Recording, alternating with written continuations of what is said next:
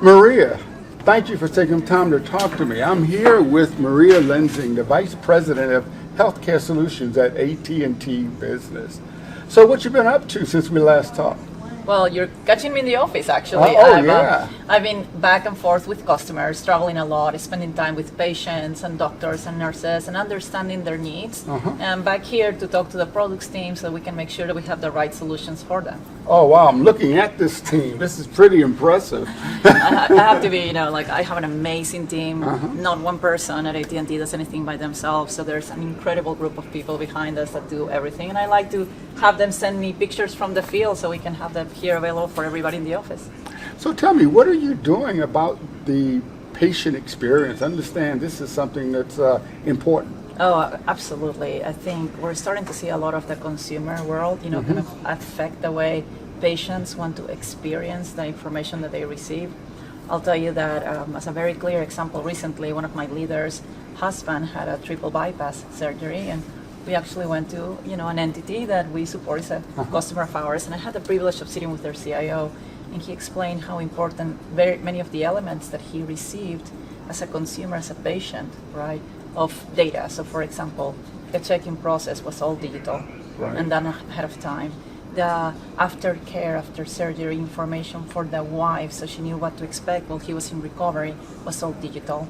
The information that he took with him home that he could look after, digital, so that it would be easy for him to absorb on demand, available at any time, and that was key for his recovery. One thing that's kind of striking to me is, just yesterday I was at the world headquarters of the Dallas Cowboys, and they were talking about the fan experience and how it was important for them.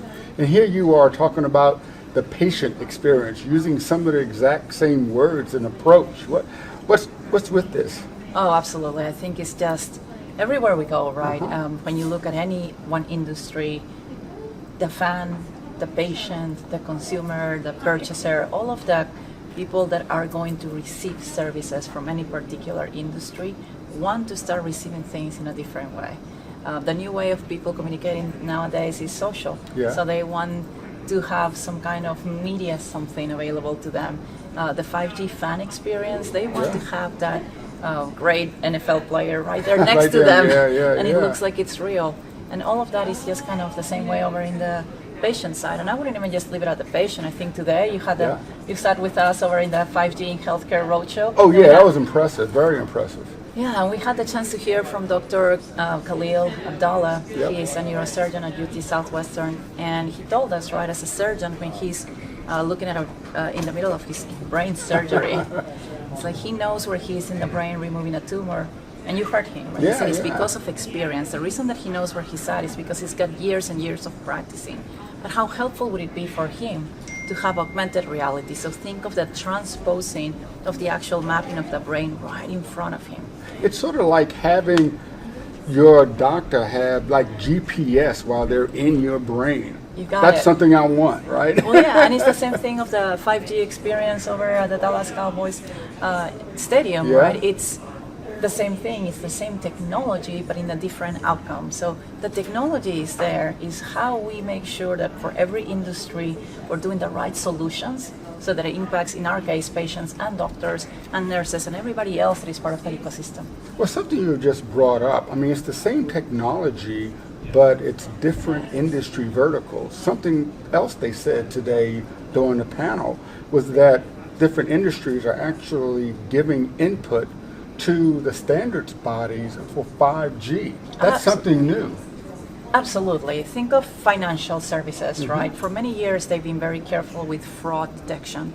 Fraud is essential in healthcare because as we look at telemedicine and the improvement of telemedicine, we need to make sure we're providing, care and medicine to the right person. So we can leverage technology that we've used in other industries and bring it over to healthcare where it's applicable.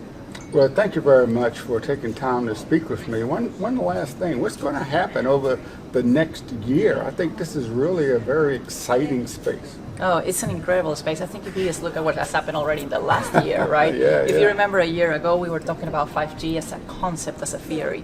Here we are a year later, we have it already existing in clinical settings, trialing different use cases. So hopefully by next year, we could potentially be looking at the use of the use cases broadly in more than just one particular POC, or we call it POC, sorry, and one trial, right? Moving to something broader. So I think the maturity of many technologies like cloud computing, like having these edge technologies computing near your hand, and that married with the fact that the form factors are smaller for chips, they're cheaper than ever. Those coming together are going to create solutions that are going to revolutionize not just healthcare, but many of the different industries. Oh, awesome. So I better let you get back to work. So thank you very much. I'll be keeping up with you and your team. Thank you. All right. Thanks. Bye. Okay, let's do one more time without any mention of the Cowboys, because I just want to make sure we still talk about the patient experience, where if for whatever reason we have any issues, we've got a different version. Yeah. Okay. So just talk about the experience hey, part. tell me, what are the trends that you're seeing across the patient experience, or I know your team's technology is really being used to enhance the patient experience. Can you tell us more about that? Okay. All right. So thank you very much for taking some time to talk to me. Today I was at a panel and they were talking a lot about the healthcare experience.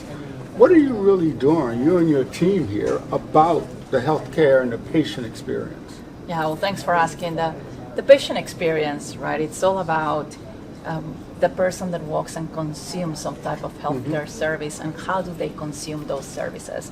And it starts with the very simple step of how do you even register to get information or get service at a healthcare location. So from digital technologies to make that done faster, maybe even early before you even walk through the door, to further and using technology to enable solutions like now you walk in and your information is already secure in their database, and you use some type of form, biometric to detect you so that you don't have to do anything. Similar to your iPhone today, you can scan your face, and that's gives you access. Can you put your thumbprint or something and bypass all of the entering of numbers and passcodes?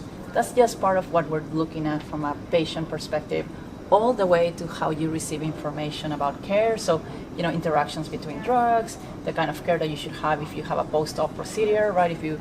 What are you supposed to do? What are the things to look out for? Maybe even biometrics at home, if you have a particular device that is going to be able to do that. I think we talked about wearables in the panel.